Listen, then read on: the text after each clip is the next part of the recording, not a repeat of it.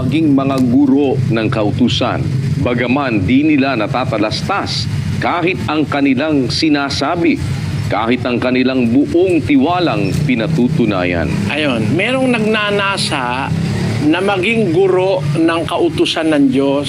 Gusto nila magturo sila sa tao ng kautusan. Pero sabi ni Pablo, hindi nila natatalastas. Yung natatalastas, ibig sabihin nun, nauunawa.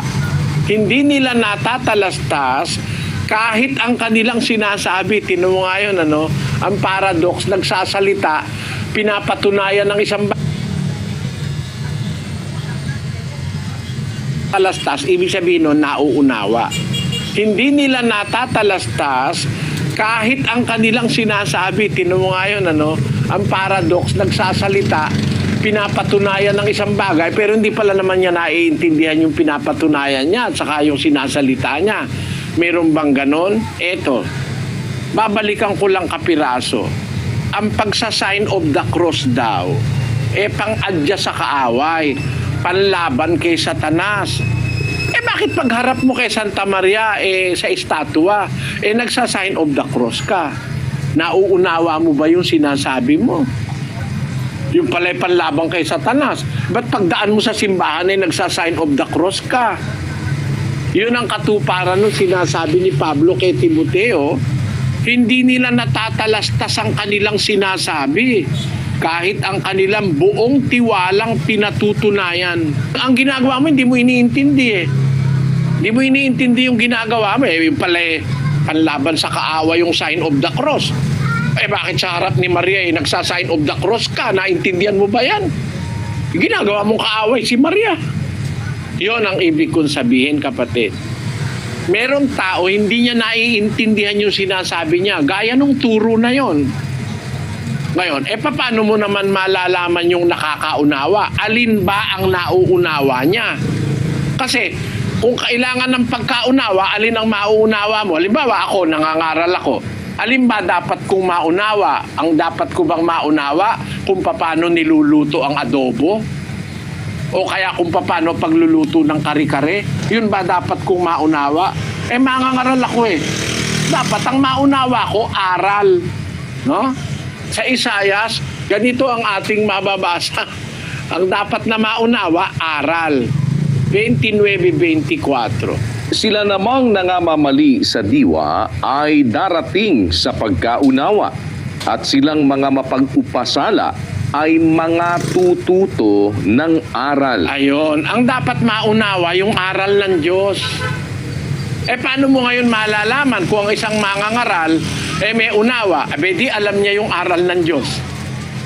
Sabi ng hula kasi, namamali sa diwa, darating sa pagkaunawa. Ang mapag-upasala, matututo ng aral. Yun ang dapat maunawaan, ang aral ng Diyos. Ang mangangaral, dapat nauunawaan niya yung aral na kanyang iniaaral. Alam mo, marami ngayong mangangaral, di niya naiintindihan yung inaaral niya Alam mo kung bakit, kapatid na JB? Basahin natin ang 2:20 ng Roma.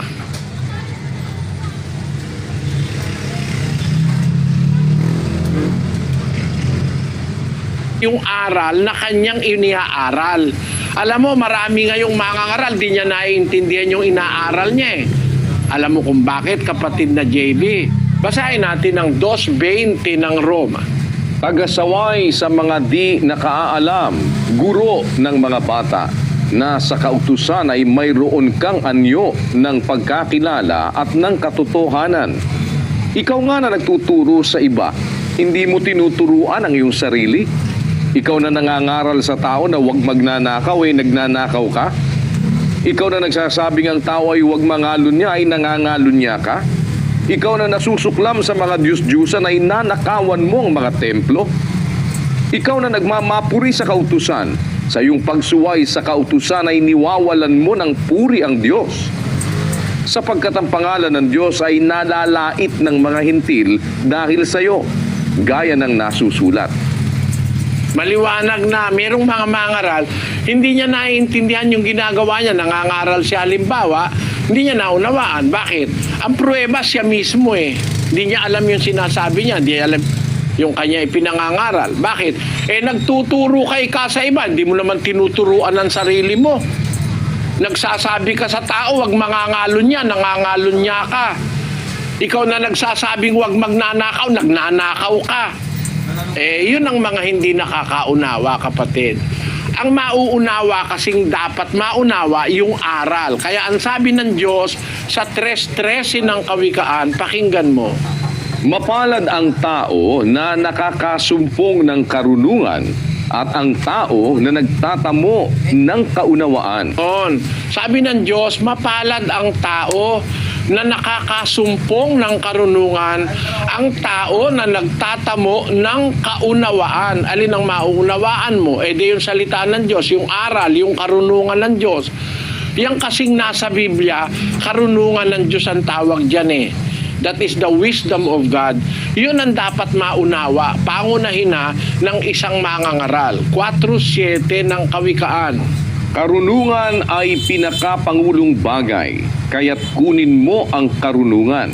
Oo, sa lahat mong kukunin ay kunin mo ang unawa. Ayon, ang utos ng Diyos sa isang mangangaral, ang karunungan niya, yun ang pinakapangulong bagay. Hindi karunungan ng mundo yan Hindi karunungan ng sanlibutan, magkaiba yun Ang kailangang matutunan ng mangaral, maunawa, yung karunungan ng Diyos. Yun ang nangyari sa mga apostol 2:6 ng unang Korinto.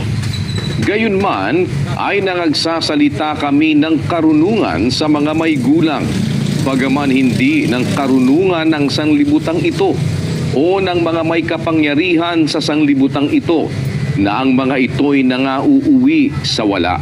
Pagkaiba yung karunungan ng sanlibutan, nauuwi lang sa wala. Kesa dun sa karunungang itinuturo ng mga apostol.